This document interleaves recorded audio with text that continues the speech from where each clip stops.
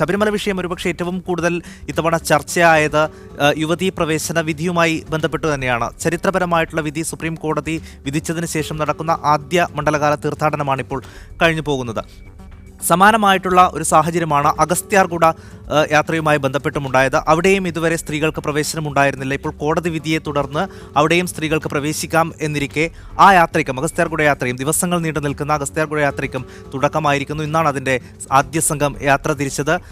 ഏകദേശം അതിൽ ഒരു വനിതയാണ് ഇത്തവണ ഇടം പിടിച്ചിട്ടുള്ളത്. അത് പ്രതിരോധ വകുപ്പിൻ്റെ കേരളത്തിലെ വക്താവായ ധന്യ സുനിലാണ് ആ ഒരു വനിത. ഏകദേശം നിരവധി ആളുകൾ അപേക്ഷ സമർപ്പിച്ചിരുന്നെങ്കിലും ആദ്യ സംഘത്തിൻ്റെ കൂടെ ഒരു വനിതയാണ് ഉണ്ടായിട്ടുള്ളത്. അവിടെയും വലിയ രീതിയിലുള്ള പ്രതിഷേധമുണ്ട്. കാണി വിഭാഗത്തിൻ്റെതടക്കം സ്ത്രീകളെ പ്രവേശിപ്പിക്കുന്നതിനെതിരെ പ്രതിഷേധം നടക്കുന്നുണ്ട്. നമുക്കെന്തായാലും അഗസ്ത്യാർകൂട യാത്രയുടെ വിശദാംശങ്ങൾ കൂടി അറിയേണ്ടതുണ്ട്. ഞങ്ങളുടെ പ്രതി മുഹമ്മദ് അസ്സർ അവിടെ ചെന്ന് അവർ യാത്ര പുറപ്പെടും മുമ്പ് തയ്യാറാക്കിയിട്ടുള്ള റിപ്പോർട്ടിലേക്കാണ് അടുത്തത്.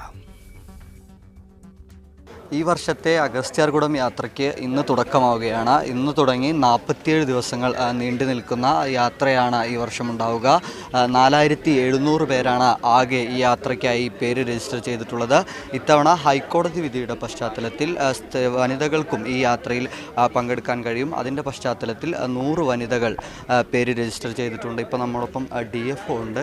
ഇതിൻ്റെ ഒരുക്കങ്ങൾ, അതിൻ്റെ കാര്യങ്ങൾ സാറിനോട് ചോദിക്കാം. എന്തൊക്കെയാണ് ഇത്തവണത്തെ ഒരുക്കങ്ങളായി ചെയ്തിട്ടുള്ളത്? രണ്ട് ബേസ് ക്യാമ്പാണ് ഉള്ളത്. സ്റ്റാർട്ടിംഗ് പോയിൻ്റ് അതിരമല, പിന്നെ ബോണക്കാട് പിക്കറ്റ് സ്റ്റേഷനും താമസം അതിരമലയിലുമാണ്.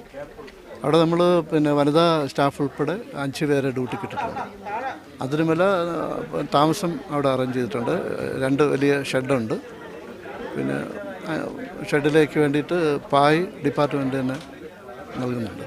സാറ് സൂചിപ്പിച്ചതുപോലെ ഇതാണ് ബോണക്കാടത്തെ പിക്കപ്പ് പോയിന്റ്. ഇവിടെ വന്ന് ഈ യാത്രയ്ക്ക് പോകാൻ പേര് രജിസ്റ്റർ ചെയ്തിട്ടുള്ളവർ ഈ കാണുന്ന പോലെ ഇവിടെ രജിസ്ട്രേഷൻ നടപടികൾ പൂർത്തിയാക്കണം.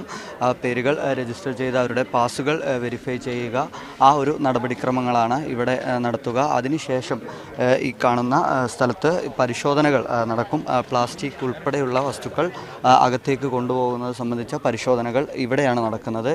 യാത്രയുടെ അനുഭവം പറഞ്ഞാൽ ഫസ്റ്റ് ടൈം പോയത് 2015-ലാണ്.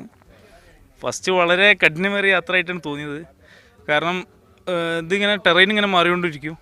ഫസ്റ്റ് പുൽമേടിൽ നിന്ന് സാധാരണ രീതിയിൽ നിന്ന് പോയിട്ട് ലെവലിൽ മാറിയിട്ട് പുൽമേട് പോവും. പിന്നെ സ്റ്റീപ്പ് ക്ലൈമ്പുകളാണ് വരുന്നത്.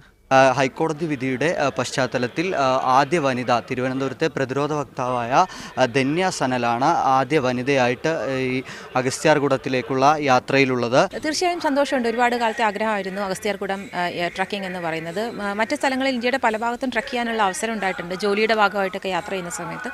അപ്പം ട്രിവാൻഡ്രത്ത് നമുക്ക് പലപ്പോഴും സ്ത്രീകൾക്ക് അപ്രാപ്യമായിരുന്ന ഒരു സ്ഥലം എന്നുള്ള രീതിയിൽ അകന്ന് നിൽക്കുന്നൊരു ഭാഗമായിരുന്നു അഗസ്ത്യാർകൂടം. അപ്പം ഇപ്രാവശ്യം ഒരു സാങ്ഷൻ വന്ന സ്ഥിതിക്ക് തീർച്ചയായും അത് ഉപയോഗിക്കണം എന്ന് തോന്നി. അങ്ങനെയാണ് ഇവിടെ എത്തിയത്. പരിശോധന പൂർത്തിയാക്കി ചെറിയ സംഘങ്ങളായി ഈ ഒരു സ്ഥലത്ത് നിന്ന് യാത്ര ആരംഭിക്കുന്നു.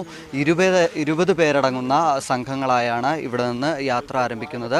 ഈ കാണുന്ന വഴിയിലൂടെയാണ് ഇവർ പോകുന്നത്. ഇപ്പോൾ ഗാർഡ് നമ്മോടൊപ്പം ഉണ്ട്. ഇവിടുന്ന് എങ്ങനെയാണ് ഇവർക്കുള്ള യാത്രകൾ? ഇവർ യാത്ര 26 കിലോമീറ്റർ ഉണ്ട്. ഇവിടെ നമ്മൾ കർമ്മനാറ് 4 കിലോമീറ്റർ പോയാൽ മതി. അതിൻ്റെ അപ്പുറത്തെ സെറ്റിൽമെൻറ്റിലുള്ളവരാണ് പോകുന്നത്. ഇവിടെ നിന്നുള്ള വഴി എങ്ങനെയാണ്? ഇതുപോലെ തന്നെയാണോ ത്രൂ ഔട്ട്? കല്ലും ഇതൊക്കെ ഉണ്ട്. ഇത്ര പുൽക്കടുണ്ട്, തടിയിലൊക്കെ കുറിക്കാൻ മറിച്ചൊക്കെ കിടക്കുന്നുണ്ട്. വേറെ ഒരു കുഴപ്പമില്ല. സ്ത്രീകൾക്ക് യാത്രയ്ക്ക് അനുമതി നൽകുന്നതോടൊപ്പം തന്നെ ഈ അഗസ്ത്യാർകൂടത്തിലുള്ള അഗസ്ത്യമുനി വിഗ്രഹത്തിൽ പൂജകൾ നടത്താൻ പാടില്ല എന്നൊരു ഉത്തരവ് കൂടി ഹൈക്കോടതി പുറപ്പെടുവിച്ചിട്ടുണ്ട്. അതുകൊണ്ട് തന്നെ പൂജാ സാധനങ്ങൾ ഒന്നും തന്നെ ഈ യാത്രയിൽ ഉൾപ്പെടുത്തരുത് എന്ന കർശന നിർദ്ദേശവും നൽകിയിട്ടുണ്ട്. എന്തായാലും ഇതിനെതിരെ കാണി വിഭാഗക്കാർ പ്രതിഷേധത്തിലാണുള്ളത്. സ്ത്രീകൾ ട്രക്കിംഗ് നടക്കുന്നതിന് ഞങ്ങൾ എതിർക്കുന്നില്ല. അതിരുമല വരെ പോകുന്നതിന് ഞങ്ങൾക്ക് ബുദ്ധിമുട്ടില്ല. അത് ഞങ്ങളൊന്നും അതിനെക്കുറിച്ച് പറയുന്നില്ല. പക്ഷേ ഞങ്ങൾക്ക് ചില ആചാരങ്ങളും വിശ്വാസങ്ങളുമുണ്ട്. ആ വിശ്വാസങ്ങളാണ് സ്ത്രീ പ്രവേശനത്തിലൂടെ തകർക്കപ്പെടുന്നത്. എന്തായാലും ഈ പ്രതിഷേധം നിലനിൽക്കെ ആദ്യ വനിത ഉൾപ്പെടുന്ന ഇന്നത്തെ സംഘം ഇവിടെ അഗസ്ത്യാർകൂട യാത്രയും ചരിത്രമാകാൻ പോവുകയാണ്. ഇതുവരെ വനിതകൾക്ക് പ്രവേശനം നിഷേധിച്ചിരുന്ന സ്ഥലത്തേക്ക് ഒരു വനിതയും ഉൾപ്പെട്ട ആദ്യ സംഘം യാത്ര പുറപ്പെട്ടു കഴിഞ്ഞു. ഇന്ന് രാവിലെ അവർ യാത്ര പുറപ്പെട്ടു കഴിഞ്ഞു. ഒരു ഏകദേശ വഴി അവർ ഇപ്പോൾ പിന്നിട്ടിട്ടുണ്ടാകും. എന്തായാലും അതിൻ്റെ കൂടുതൽ കാഴ്ചകൾ നമുക്ക് അടുത്ത ദിവസങ്ങളിൽ കാണാം എന്ന് പ്രതീക്ഷിക്കുകയും ചെയ്യുന്നു.